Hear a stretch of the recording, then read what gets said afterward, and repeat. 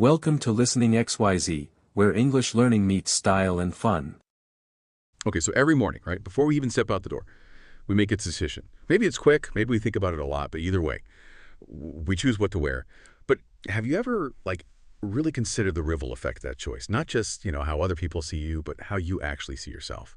Today, we're doing a deep dive into this really fascinating connection, one we maybe don't talk about enough. Fashion, our confidence, and how we express who we are. And for this deep dive, we've got this brilliant guide that's called A Sassy Guide to Fashion and Confidence. Pretty direct, right? So our mission really is to unpack what it says, to explore how our look, our personal style, well, how it's way more than just clothes and trends. It's actually this powerful thing that shapes how the world sees us, but also how we feel inside, our capabilities even. So maybe get ready to rethink your wardrobe a little. This is about empowerment.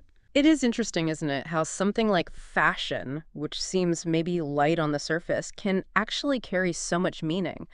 Our guide makes it really clear every single choice we make about clothes, and this is important, even the non-choices, like the stuff we just grab automatically. It's all communication. We're basically sending signals all the time. It's like this unspoken language that happens before we even say hello, painting a picture of who we are, or maybe who we aspire to be. Okay, let's jump right into one of the big ideas from the guide.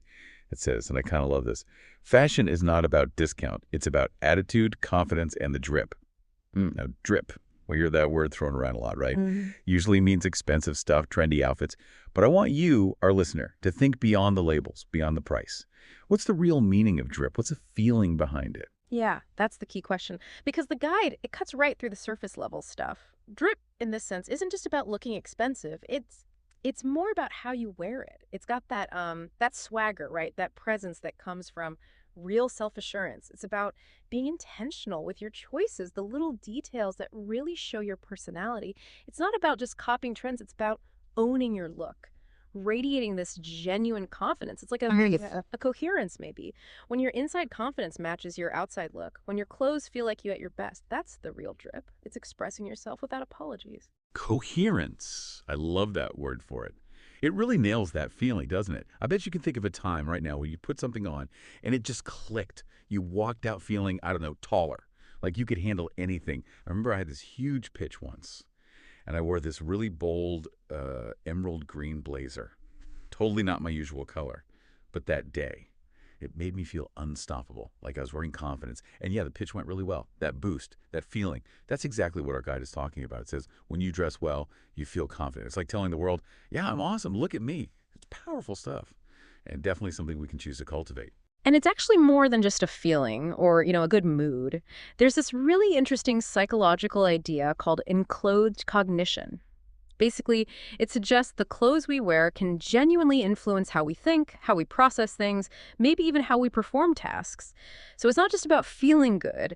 Dressing with intention can subtly shift our mindset, make us feel more capable, maybe more authoritative based on what we're wearing. It sort of reinforces that inner story we tell ourselves about our own worth. It's this strong nonverbal statement that says, I'm here, I'm capable, and I value myself. Building on that, our wardrobe really does speak volumes, often before we even say a word. Clothes talk. Yeah. The source puts it simply. I give some great examples. Like a hoodie says, I'm tall, right? Easygoing. But a suit, that immediately signals something different. I mean business. It's like this visual shorthand, these cues that let us communicate parts of our personality, our mood, our intentions, almost instantly. Absolutely. And that instant perception, it's not just us guessing. It's a really deep-seated human thing. When someone enters a room, what they're wearing is one of the very first things we notice, and right away, we start forming an impression. That's where clothes talk gets more interesting than just chill or business. Those are almost like archetypes. A hoodie, it can suggest comfort, being approachable, maybe even rejecting formality, prioritizing ease, maybe a creative type. Whereas a tailored suit, traditionally anyway, suggests structure, respect for rules, maybe aiming for authority, competence. Each item carries these layers of meaning that we decode. Often without even thinking about it, it primes how we expect to interact with that person. So if your clothes are talking right now, what are they saying? What message are you sending out there? Is it I'm ready for anything, or I'm just kicking back, or maybe something totally different? And it's not just the clothes in isolation, is it? Our guide takes it a step further. It connects our fashion choices with how we actually communicate, verbally. Precisely. The guide talks about this idea of an English plus fashion power combo. It's saying that when your look and your words are aligned, the impact is way bigger. And look, this isn't just about looking polished for the sake of it. It's about making your whole message stronger. Think about it. Someone could give an amazing presentation, super smart, well-researched, but if they look like they just rolled out of bed or don't care, well, their message might not land as effectively because there's this mismatch, this incongruence. But flip that. If you present yourself thoughtfully, your clothes fit the situation, you look put together, and you speak clearly and confidently, you create this really cohesive, powerful story about yourself. It shows competence, yes, but also respect for the situation, for the audience. That's how you get that instant respect the guide mentions. It's making sure everything lines up. Okay, but what about the feeling, maybe a lot of us have it, of just fashion? That's not me. I don't really care about that stuff. Our guide actually tackles that exact thought, pretty bluntly, too. It says, lies, everyone cares, which is definitely provocative. It really is. And it forces us to ask, can you really opt out of fashion altogether? The guide suggests probably not, because even the simplest choices are still choices, right? Whether you think about them or not. Like the guide says, even if you wear a simple t-shirt, you choose it, that choice is fashion. So maybe you prefer comfort over trends, or you always wear black, or you genuinely ignore what's in. All of that creates an aesthetic, a look. It reflects your priorities, what you value, your identity. Whether you carefully crafted that identity or it just sort of happened, you're still expressing something through your clothes. It's like an unconscious statement, even if it's super understated. It tells a story about you. So what does that mean for you listening? How do your choices, the super deliberate ones and the totally casual ones, how do they reflect who you are? It's not really about being a fashion person or knowing all the trends. It's more about realizing that everything we put on is like a little piece of our personal puzzle, a clue. It kind of makes you think, well, if we're always communicating anyway, how can we be a bit more intentional about it? Right. And let's broaden the view now. Let's move beyond just the clothes, the fabric, the fit, towards what the guide calls true presence. It has some really good insights here. It says, style isn't only about clothes. It's how you walk, talk, and carry yourself. This really elevates the conversation, doesn't it? It's about our whole being. That's absolutely where the real substance is. True style, the guide argues, is this blend of how you look on the outside and how you feel, how you are on the inside. Your outfit might get you noticed initially, make that first impression, but it's your overall presence that really holds the room, that leaves that lasting mark. And that's why the guide says so beautifully, confidence is the real drip. Clothes are part of it, sure, but how you hold yourself, your posture, the tone of your voice, your eye contact, just your overall energy that contributes massively, often even more than the clothes themselves. The nonverbal signals, they create this impression of authenticity, self-belief, capability. It just resonates with people. It's showing your inner feeling on the outside.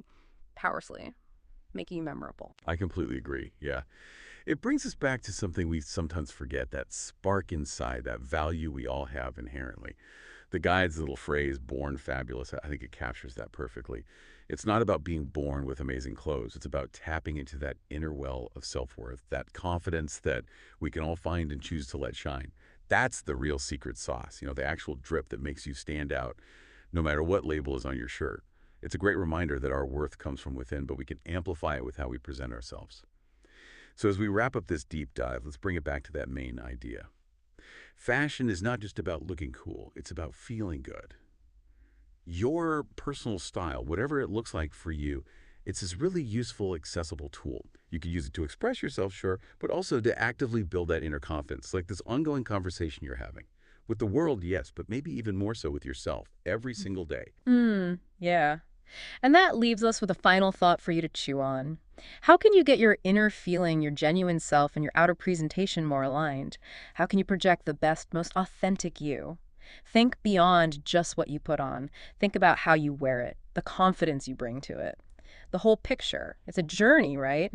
Of discovering yourself, making conscious choices, and communicating subtly but definitely powerfully. That's a fantastic, really actionable thought to end on.